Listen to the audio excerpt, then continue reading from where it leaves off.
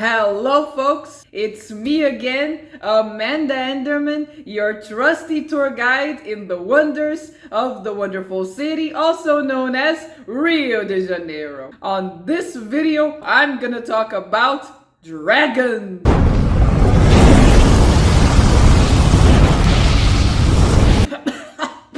I'm gonna talk about a very specific dragon, which is called a wyvern, and which is also an often forgotten symbol of the Brazilian Empire as well. The English and the Chinese aren't the only ones to have dragons as symbols of their empires. During the time of the Brazilian Empire, the wyvern was on top of the scepters of Dom Pedro I and also of Dom Pedro II.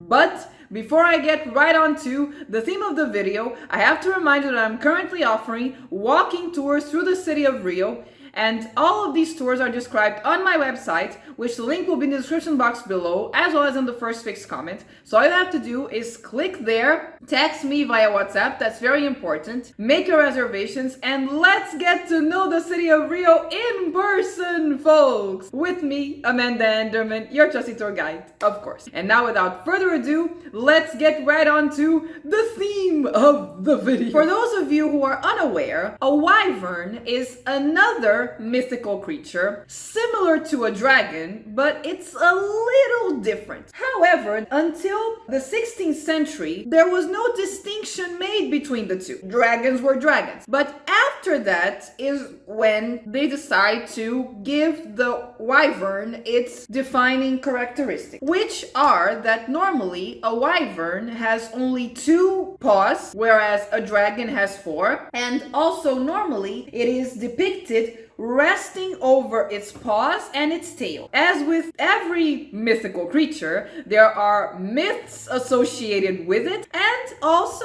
there is actual historic fact. I'll start with the myths, because you can't talk about a mythical creature without talking about the myths associated with it. The oldest myth comes from the Portuguese New State and from the works of Camões, which said that this creature supposedly was depicted on the flag of Viriatus when him and the Lusitanians were resisting the conquest by the Roman Empire. The myth said that on the flag of the Lusitanians there was a white cloth with a green dragon on the front, and this green dragon had paws of a lion representing fortitude, eagle's wings representing wisdom and speed, and a serpent's tail representing cunning, strategy, and a watchful eye on things, as serpents normally do. And it was green, representing the forests of Lusitania,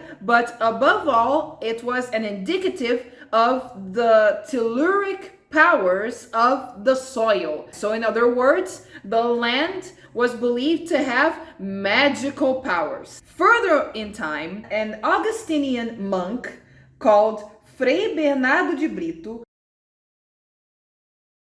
wrote a novel called Monarquia Lusitana in the 17th century, and in this novel he put a green dragon with 2 paws, so a wyvern, and associated it with the kingdom of the Suevos, which in the story was fighting against the kingdom of the Alanos. He went so far as to say, "The fight between Alanos and Suevos was so bloody that the waters of the Mondego River turned bright red." The king of the Suevos was called Emerico, and the king of the Alanos was called Atasis. Medieval names just crack me up. And it gets even more peculiar because Emerico, you see, had a daughter which was called Sindazunda. You're so precious, I'm gonna call you Sindazunda.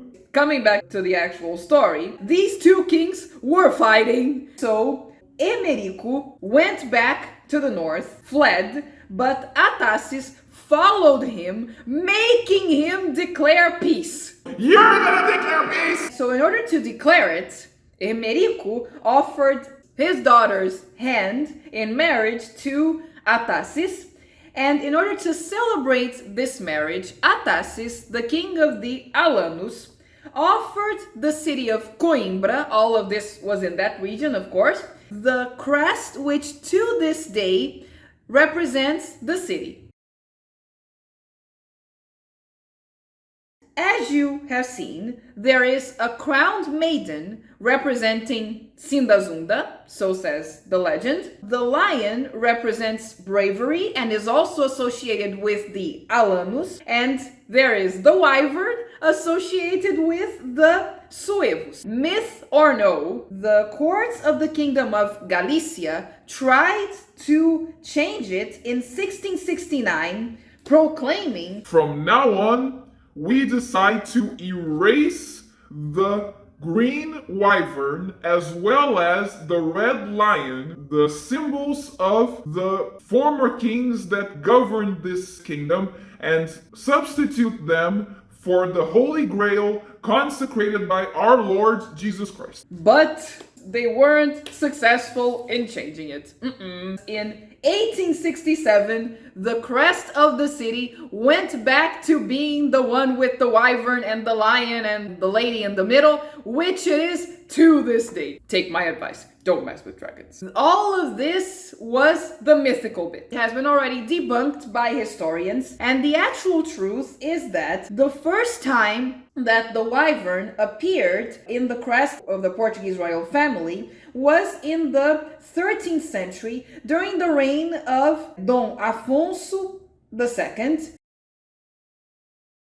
and it belonged to his son Dom Fernando, which was the lord of the village of Serpa. Therefore, the association with the wyvern, which in Portuguese is serpe. From then, it only appears in the coat of arms in the second half of the 14th century in the kingdom of Dom Fernando I, but it actually only appears in the kingdom of Dom João I in 1385. Okay, but Amanda, all of this was in Portugal. How did this Portuguese royal symbol become a symbol of the Brazilian Empire? The wyvern continued to be a symbol adopted in Portuguese heraldics through the centuries, and it first appeared in the actual royal crest in the 16th century.